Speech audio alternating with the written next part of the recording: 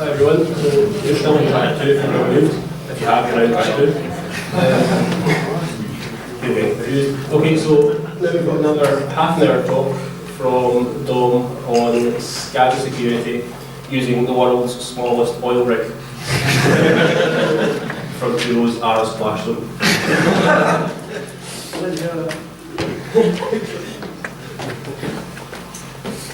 Hi everybody, thanks for coming to my talk. This is my first talk at a conference. I've always wanted to speak at one since I went to the first one in October, and I'm really glad that Gavin might have given me a chance to do it here at Securi-tay. I think it's really good for Abertay because it's another environment we know, and they know us, call for papers, they know what we're going to be like, and really gives us this opportunity to get on to speaking to us. A bit about me. I'm a third year ethical hacking student, member of the society, and ever since I've done conferences all over. I'm interested in pretty much all things hacking, particular interest in SCADA systems, and maybe more abstract cases of hacking, maybe gadgets or things, but the whole concept of it and actually being able to secure things I enjoy. I'd like to know what you think of the talk, and I'll be about all day. Come speak to me. I'll have my Twitter handle at the end, tweet me if you want. What we're going to cover in this talk, if anyone doesn't know, we'll really define a SCADA system, speak about what the components are, what makes it a SCADA system. The current state of systems in regards to security, what are the issues, and how did we get here? I think most of the issues have been driven by the corporate culture, trying to make more money, cut costs, things like that, so we'll discuss that and we'll make a guess as to how we got here. Speak about some things that have been done, and what I think we should keep on doing and do next. So what is a SCADA system? It stands for Supervisory Control and Data Acquisition. Basically means you've got some sort of industrial process with a remote unit connected to this. This monitors, sends data back to a controller, and you're able to change what's going on site. A SCADA system is distributed, it's usually over multiple sites. Could use radio to communicate. A lot of people use copper cables, and now we're seeing the possibility of the cloud. Very similar to industrial control systems and distributed control systems, and a lot of what I talk about today will apply to all three. This is what makes a SCADA system a SCADA system. Typically, you've got, well, this is the basics that you need to make a SCADA system. So you've got the human-machine interface, which is where the human controller will be, or whatever software you've got which controls the processes. And then down on whatever it is, a factory floor, whatever machinery you're operating, you've got a remote terminal unit or a programmable logic controller, which can control, send data back. Usually it'll be connected to a lot of these, and this will be over a pretty large network. And you can have other things on it, like industrial control systems. You might have a wireless network or something, so you can't have other services on these networks. This is a real threat. I'll speak about some attacks that have happened, and sort of explain that the attack vectors that apply to traditional IT systems also apply to SCADA systems. In 2010, there was malware created called Stuxnet, and it's guessed that this was created by a nation state. Basically what this done was managed to infiltrate an air-gapped network in an Iranian nuclear facility, and change how the centrifuges were running in this, which were crucial in the operation of the plant. Lay dormant for a long period of time, increase the speed, lay dormant, reduce the speed. This broke a lot of centrifuges and left engineers thinking, what's wrong with our equipment rather than is there malware there. This was very sophisticated, and there is a real threat from nation states. We've also got a disgruntled employee or ex-employee example. In emergency water in Australia, it's a water and waste management system. Somebody who worked in this environment applied for a job with the local council, didn't get it, and got annoyed. He actually used radio equipment to connect to the system, put it in his car, hacked in, and I think it was tens of tons, if not hundreds, of raw sewage spilled out into the countryside. So there's a real potential for harm, be it to people, environment, your actual industrial processes and machines you're using. Also, a lot of these systems are configured for remote use or connected to the internet in some way. In 2003, at Davis Best nuclear plant, they used our remote access. One of the employees actually had a laptop he used for remote access, and a worm from the internet managed to get on this and in turn affected the HMI. Luckily this happened while we were testing, but to show the effect it would have had, the HMI, you weren't able to use it for around 6 hours, I think. So if that was an ideal scenario, I'd imagine you wouldn't be running a nuclear power plant if you didn't know what was happening. Introducing attack vectors. Traditionally, the systems were air-gapped, and whatever company was running them kept them separate from the corporate network. Now, in order to cut costs, reduce decision-making time, things like that, a lot of things were introduced, and when new technology became available, they were introduced. This opened up new attack vectors.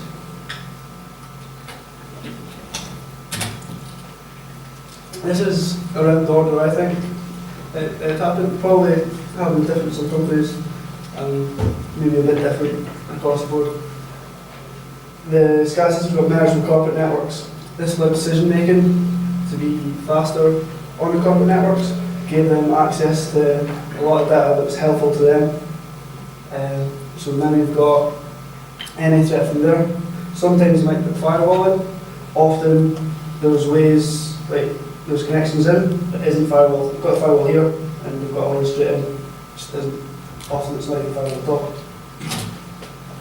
Off-the-shelf hardware and software introduced, and moved to IP-based systems. Traditionally, it was very bespoke solutions you used, and it's not as expensive to use things like Windows and Linux servers, which for the attacker, they'll be more used to using this, and may introduce more vulnerabilities.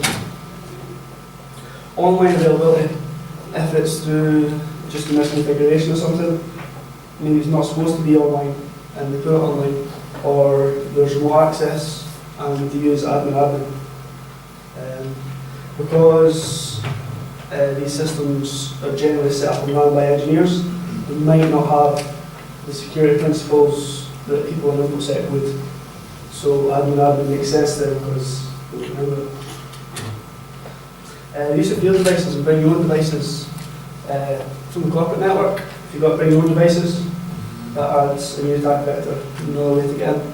Also field devices being used by, say, field engineers. Something because these are distributed, and maybe it's water pipes or electricity cables, they'll need field engineers to go out and fix something if it goes wrong. To improve communication between these and wherever HQ is, use field devices, which are maybe PDAs or something, and they can be easily lost and direct way right into the network. Also, end user devices. The UK wants to roll out smart meters. Want every electrical company to roll out smart meters by 2020. So if that's got to be connected to the system, it's not there. Also, a lot of systems save money and into the cloud, which is a big topic right now. And in terms of SCADA system, you've got all the security aspects of the cloud that a normal organisation got to think of. Like, the privacy of the data, physical access if it's distributed on lots of physical servers. But you've also got the worries about encryption, authentication, because a lot of the protocols being used in SCADA don't support these things. A bit more about online availability. There's a search engine called Shodan. I don't know if it is named after this sentient hyper-optimized data access network. I think it's the first time I've actually got that right, when we back in the sense. That's from the game System Shock, and I don't know what it means. But this is a search engine that I think it searches 4 ports, and any device that's connected to it, and from the banner it gets back, tries to determine the operating system, and all other things. You can find a lot of SCADA devices on this, as well as industrial control systems, things like that. There was a nice study done in 2011, I think, an Oxford student done it as his dissertation. Actually searched for that for SCADA systems, put them on maps, Google Maps, and looked up a vulnerability database. If it was secure, it was green. If it wasn't, it was red. It showed you Google Map, which is really quite interesting. Also, Shodan's not the only way to do that. You could use advanced Google searches, things like that. Also, apart from things being brought in from the corporate side of things, you've got long-standing security issues, maybe the way SCADA, just the way it is, which, are issues in terms of secure systems. You've got a long hardware lifespan. It could be 20 years. The programmable logic controllers are sitting on an actual machine, and if there's a vulnerability in that, that could be sitting there for very long if it's not patched. Also, a lot of vulnerabilities can be found in 20 years, and protocols designed for 20 years ago aren't useful now. Well, they're useful, not secure now. Not enough patches to work to patch. Not every vendor are very good. Well, not a lot of vendors aren't good at patching. Some are, but they say, this should be air gapped, we don't need to get patched. And a lot of it's patched by engineers. Typically, the Infosec, sorry, in a normal IT system, you've got data confidentiality, integrity, and then availability in that order. With SCADA, it's flipped on its head. So availability is their main concern. They want to have these systems running, making money 24 hours a day. So they don't want to take the system offline to patch. If they patch it, it doesn't work, then they're in trouble again. Also, old insecure protocols like Modbus just weren't designed to be secure. And they can't handle basic security practices like authentication and encryption, and are really vulnerable to attack. Also, the point I mentioned earlier about engineers not having a security background. Security can be sometimes overlooked. So we can see all the attack vectors of a normal IT network are present on SCADA systems, but we're just proven as if they were. So you've got from the corporate network malware and insider threats. One thing I've not mentioned, remote access from vendors to alien access. Something goes wrong, the vendor wants to be able to get on to that computer and fix it. So if they have insecure access, that's a really easy way in. I've mentioned most of the things here. Also physical access and cyber threat in the actual industrial environment as well. I've got a nice demo to sort of show you what an attack might look like, and I'll explain what's going on here just now. Basically, stand next to the mic. The big boiler-like thing in the middle is called a scrubber tank. Gas gets piped through that, and liquid's removed. The blue thing in the background is a compressor. If any liquid gets in that compressor, float stud, and whatever that compressor cost, £1,000, £10,000 is gone. In order for the scrubber tank to work, the gas flow must be at a certain level for it to handle, it can't handle any more liquid than when the gas flow goes over a certain level. What I've got is an HMI, well, what would be an HMI sitting here. I'll change the display and let you see what goes on in the actual exploit. So now we can see I've got a network here. This is the HMI, and this is showing the controller who might be in a remote place what's going on. Now you can change things from here, see if anything happens, maybe an alarm, something goes wrong.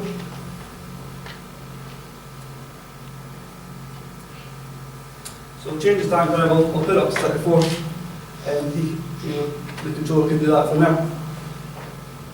Now I've got an exploit that's running with a PDF which ups the flow, which breaks the compressor and leaves the HMI exactly as it was. So if there's nobody standing next to this or nobody on site, they don't know what's happened.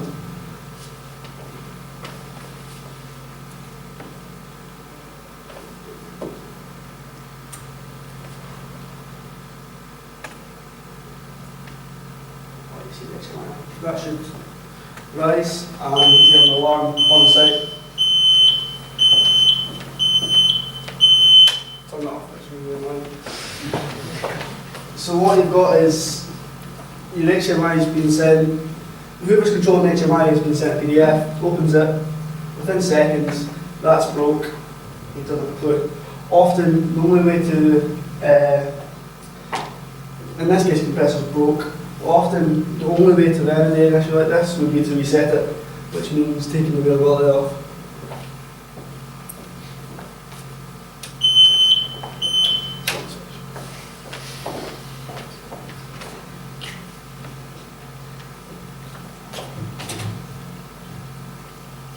So what's been done?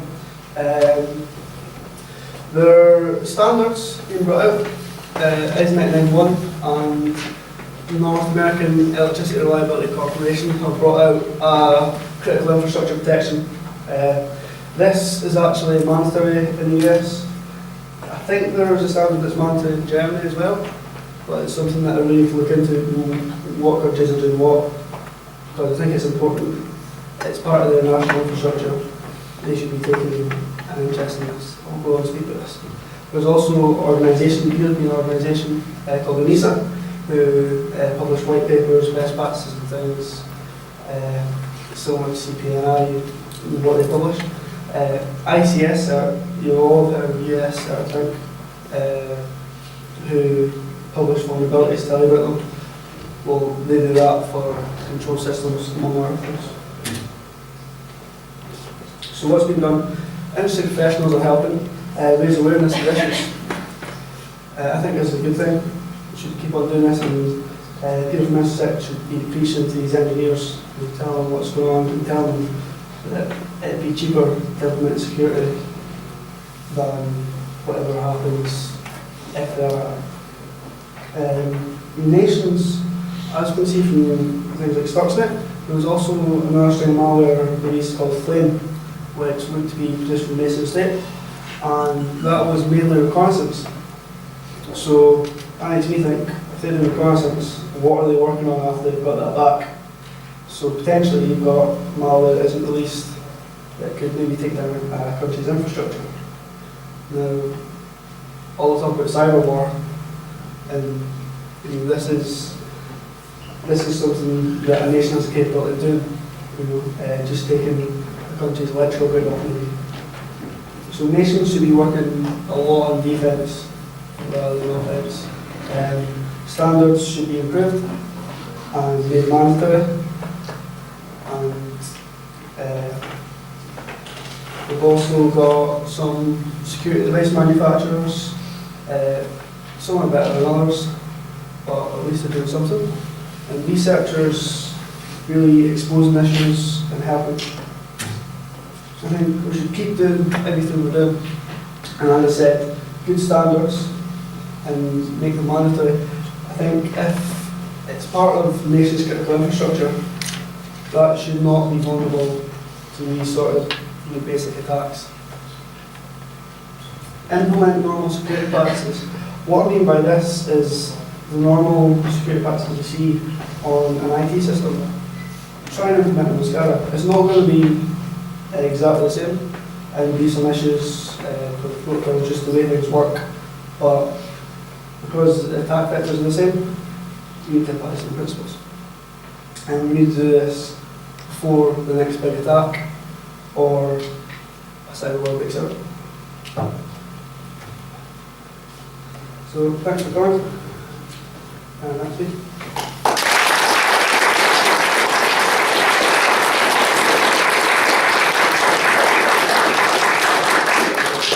Has anybody got any questions? Tom?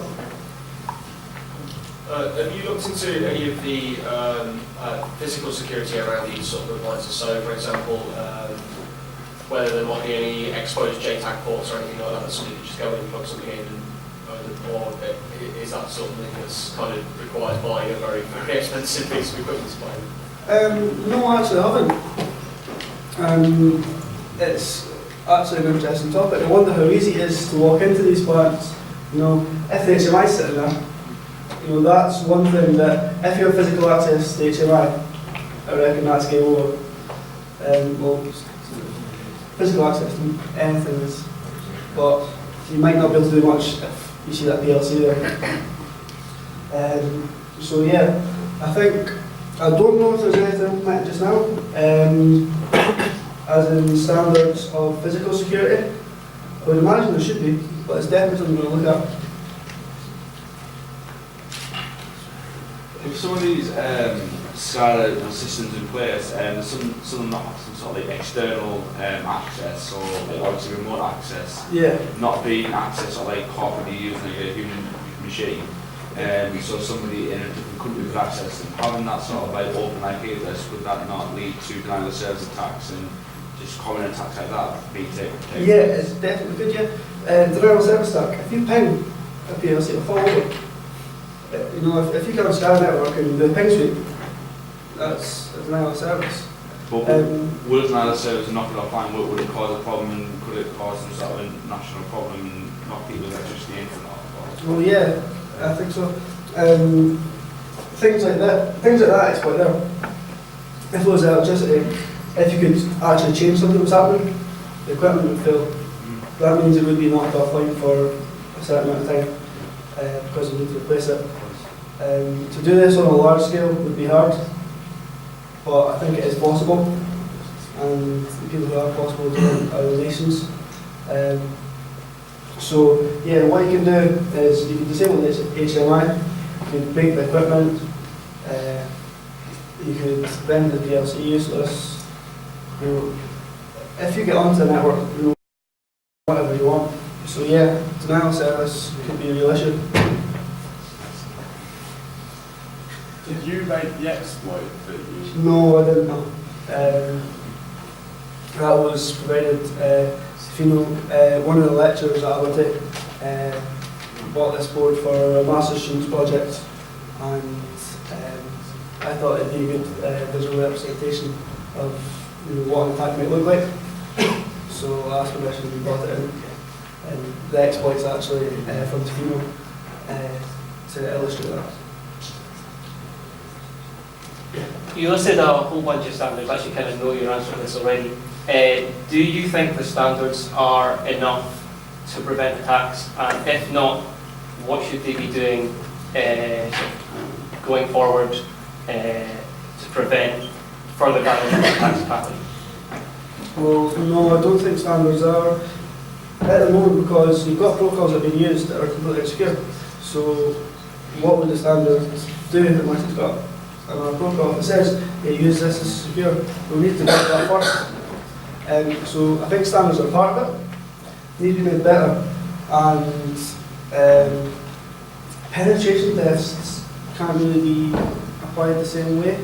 I think definitely security audits, you know, having somebody there from Infosec who knew what they were doing, and patch, and have it's hard to develop a framework as well, but for an individual implementation, if one person who knows about security can develop a sort of framework for that one implementation, and secure it that way. Yeah. Do you believe, like, in addition to what you're saying, like, performance security audits, it's also important to kind of train engineers and things as well, like training is required, Yeah. especially with policy access and things, because that, like, one bit of carelessness is... Yeah, definitely. I think whoever's in, like, if they're going on a network admin, should have some security training. Also, the engineers often, although it might be using off-the-shelf software, the actual logic that works on these PLCs is written by people on site or people for that specific implementation. So you need to train people to do that.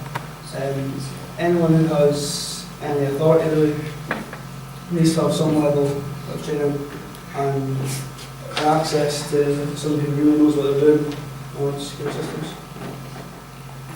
Also, I would argue that the actual design of the actual plant itself should be inherently safe, so that that scenario that you showed there would never happen. So that even if the controller was to tell the tank to filter the top, there should be a physical switch. There are physical safety implementations, but in terms of security, maybe not so much. So if something gets dangerous, there's usually a big red button, or it shuts off automatically. But in order to do damage to something, it doesn't have to be dangerous. This compressor might not be in a dangerous state, so that big red button might not work. And there's ways to damage equipment or even denial of service without activating the safety mechanisms. I think it would be beneficial for oil companies to start employing like in-house kind of ethical hackers to keep the rig secure, like have somebody there in case penetration tests like this happen, or in case somebody intrudes on their rig like this. I think somebody who worked in industry and has knowledge of security would be better to answer that. I don't know if in-house would be the best solution, because as a student I've not got any actual experience of it, but things like security audits and in-house could perform these. So if it's happening more regularly, yeah. I think anything you do security wise will help, because there's not much at the moment. I was in the oil industry for very odd years, Yeah. and on the rigs themselves, security is very, very good. Security for the oil companies is all mostly done in their headquarters. Right. So offshore, everything's been done on the roof, and some of these rigs are 30 odd years old. Yeah. And it's been an alteration here, an alteration there, another bit of equipment in there. And the security offshore is practically zero. And plus the fact you've got an awful lot of people who are in transit, who come into rigs at different stages of the day. Vendors, if they want to check emails and things, they've got to get access onto the system. And usually what you try and do is try and get somebody higher up the food chain, because they'll probably say, I'll just use my computer. You use their computer and you can check their flights and things. Yeah. So That's yeah. So you're saying that an entire cultural change oh yes. to secure oil and gas industry. So Yes. how would you, if the government came to you today and said, write me a paper, how do we secure this, how do we change the whole culture, what advice would you give them in a tweet? Just to make it hard for you. If there's a question to come up, that was dread.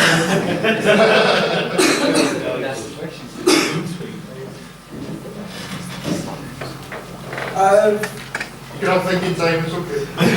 I've not personally got a solution yet. I mentioned basic security principles need to be applied to these systems.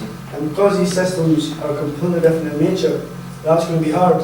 I think working with engineers to understand systems, you need somebody who understands this and understands security. They'll be able to tell what's best to do. And I think a lot of stuff needs to be done in terms of security. You know, a lot of different strategies. Do you think it's going to boil down to there will be some kind of disaster and only at that point the security will be addressed? Definitely. The same way as the helicopters go down. Yeah. The last point is we need to do it before the next attack. No malware like Flame, it goes reconnaissance. So if they know what's running, and they have the capability to do same people who do Stuxnet or a similar organisation. If they have the ability to do Stuxnet, and they have the information about all these systems, they have the capability to produce malware that can take all of them offline. So I said earlier it would be very difficult to take a whole electricity grid offline, but there are people who can do it. In the oil industry, it's called firefighting, because all they do is try and keep up with what's happening, and everything's a put downtime. Yeah. Many $1,000 you're losing for the. Yeah, the availability is.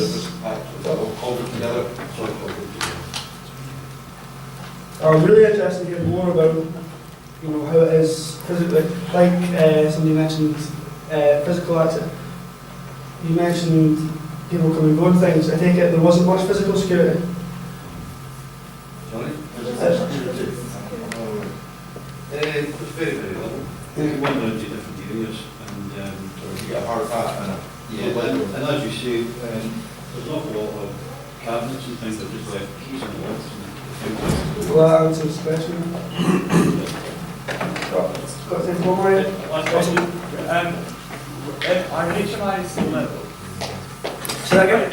Would they have a proper operating system like Linux or Windows, or are they low level? Like Yeah, no, HMIs are used in network there with Windows 7 operating on it. Yeah, it's a computer. Somebody would set up. The first one of the first slides I had up. Yeah. A typical network wouldn't look like that, but that is what makes it up. So you've got somebody sitting on this HMI and industrial machines at the end of these terminal units. Somebody's actually looking at that. Might not be looking at it all the time, just being logged and controlled by a computer. But yeah, that's what HMI is. Thanks a lot.